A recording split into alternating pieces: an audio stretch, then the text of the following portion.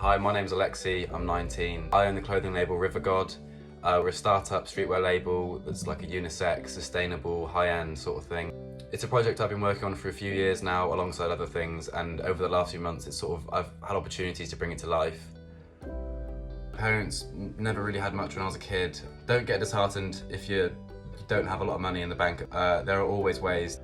Don't see things as being impossible because of your age or because of your skill set, because there's always a way to learn. My number one business tip, and it kind of works as a personal advice tip anyway, is to just believe in what you can do yourself. So my plans were about 3 months behind.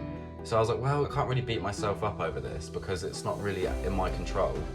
So all I've sort of taken from that is to just get my head down. I don't look at sales anymore. If they come through, that's amazing, but I don't total them, I don't look at them, because I don't want to, if they're low, I don't want to be like, oh, they're not high enough. Or if they're too high, I don't want to get complacent, because I know that my plan, if I keep sticking to it, it will eventually work. So I've just got to keep my head down, keep pushing it, and just keep consistent.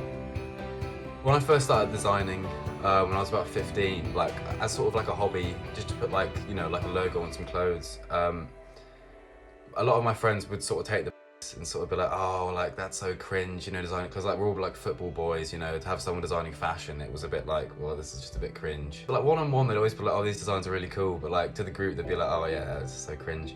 But then I started to realise that my friends weren't particularly my target market anyway, because none of them were that interested in sort of streetwear or clothing that much anyway at this point. So and suddenly everyone was just like, oh my god, like what has happened? Like how has it gone from just some designs on Photoshop being posted to Instagram to like a high-end product? And since then, a lot of my friends who were sort of taking the have absolutely in their words and are actually some of the biggest fans of it and have bought stuff off me for quite a decent amount of money. If your friends are taking the or they're not really supporting you, don't listen to it, because you know a lot of them are saying, well, you know, we're looking out for you because you're your mate, but realistically, you know your plans best.